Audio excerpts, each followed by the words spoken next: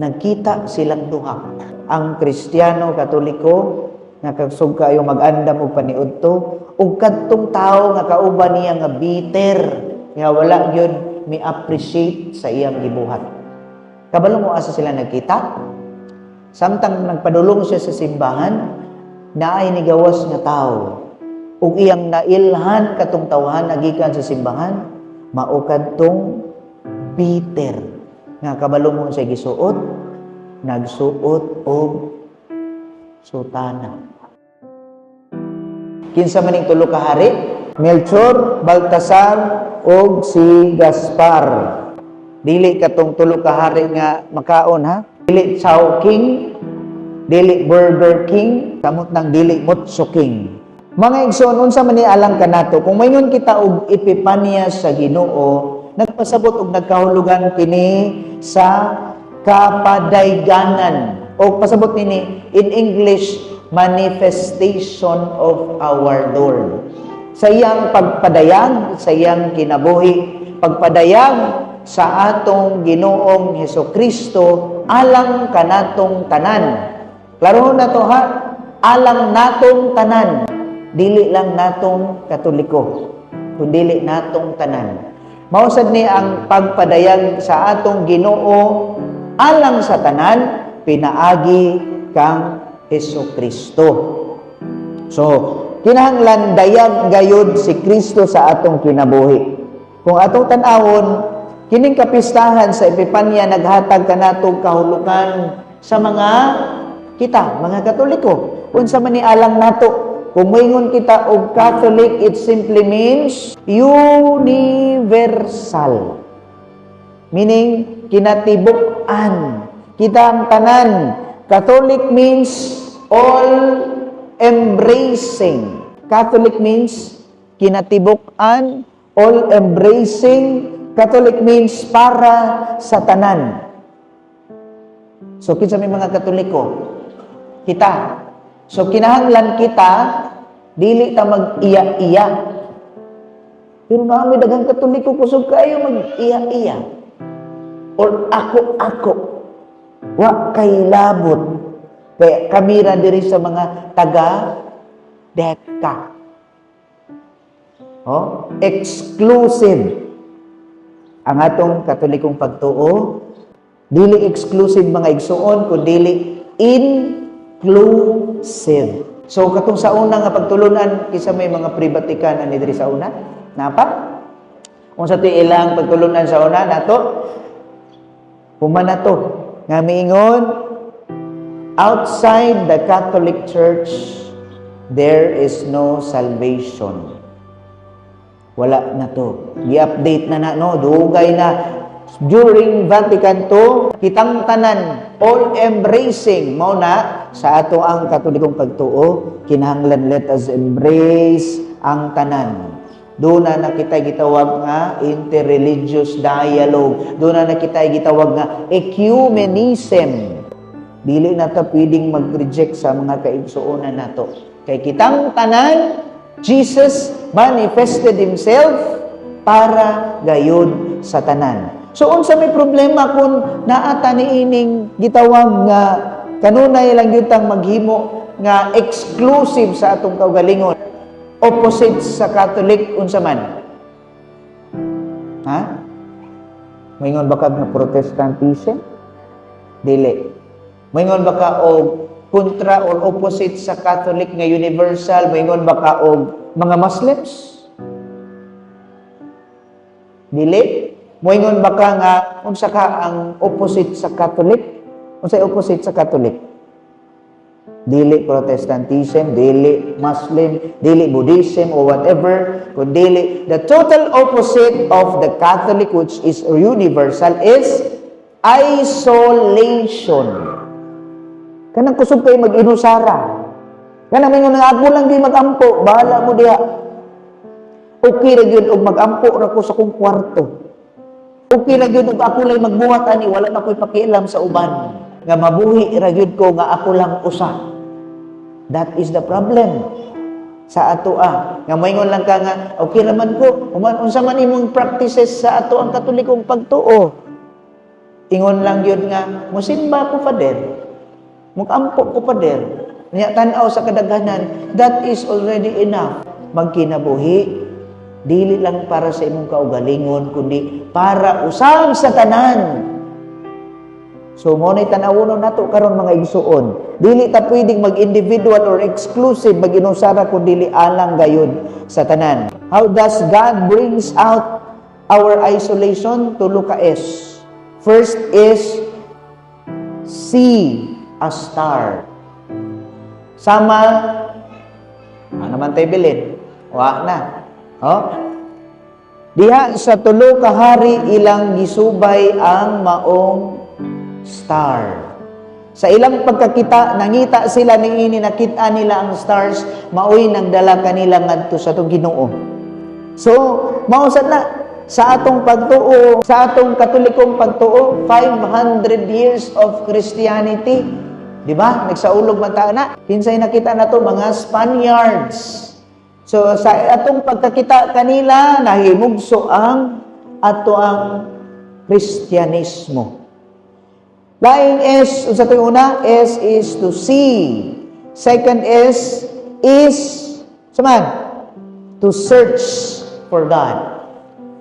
Kanunay tang nangita, katagbawan sa kinabuhi. Nangita kag unsay makahatag og tinuod nga kalipay, we search for it through material things.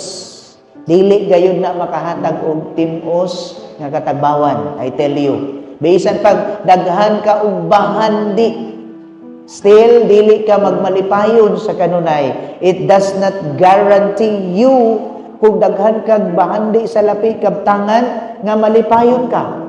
Dili ba? Dili yun. So, kung mangita di ay ta, pangitaon nato ang labaw nga may maghatag og katagbawan walay lain ang atong Ginoong Dios lamang. So we search for the true meaning of life. Kasagaran nato dili man ta matagbaw. We keep on looking for something. We keep on searching for something. Unya og naanay makaplagan na nimo, dili gyapon ka matagbaw.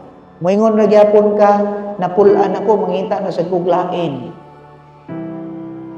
Makita na po ta og naay panahon nga moabot ang gitawag nga kalaay. Laay sa kinabuhi. Ha? Bisa may wa na kasuway laay. Kitang tanan laayon.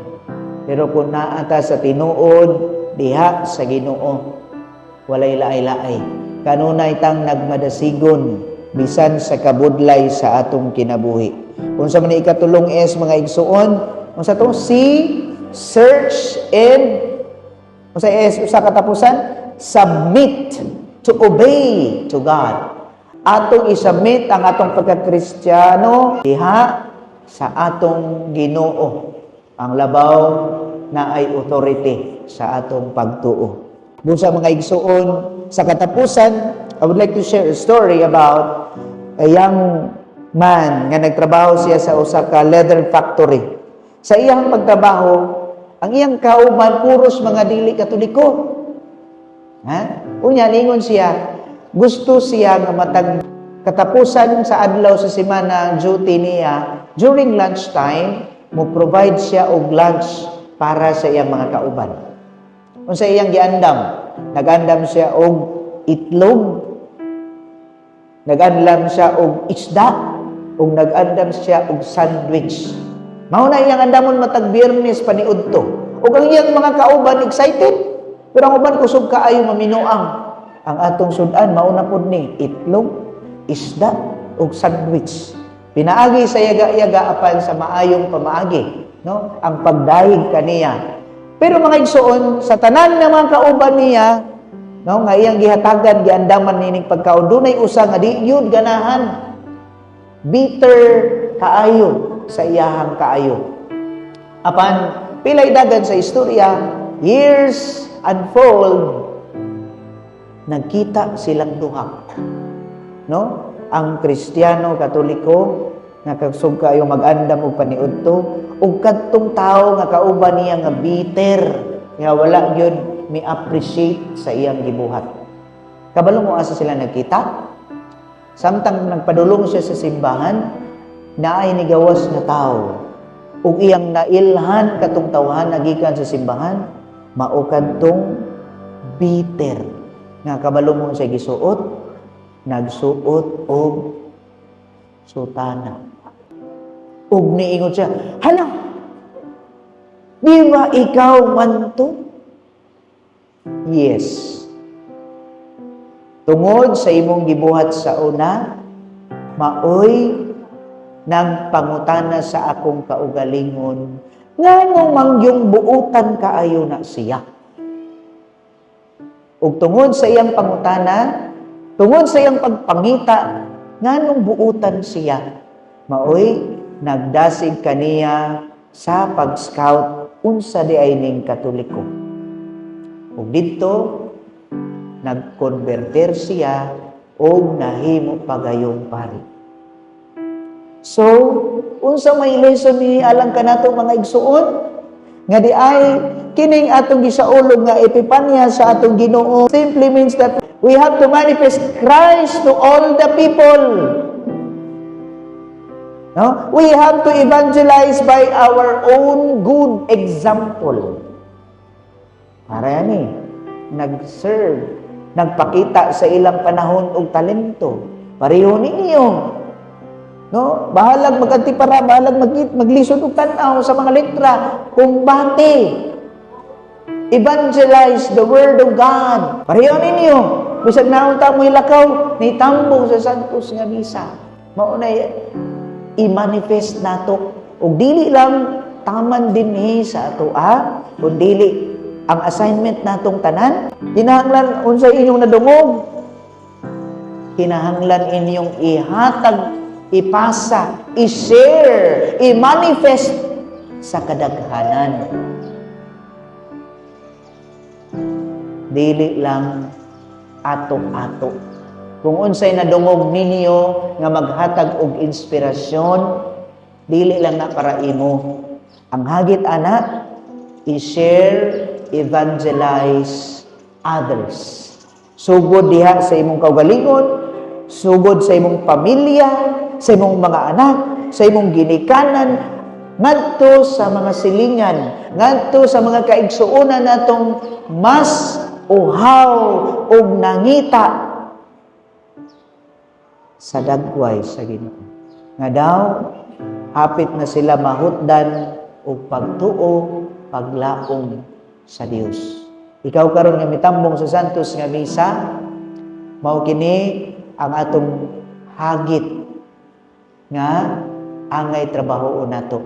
Kay human sa Santos nga misa, maingon kita, tapos na ang misa dadang kalinaw, gugma ni Kristo. Salamat sa Dios. Pasabot anak, ni obey ka sa mando sa Ginoo nga ikaw mo tamang pag-apil og evangelize sa mga kaigsuonan. And this is the true meaning of Epiphany nga atong gisaulog karon, nga si Kristo mipadayag sa iyang pagtuo pagka-Dios kanatong tanan. Dili lang kay exclusive but inclusive to all the people of God.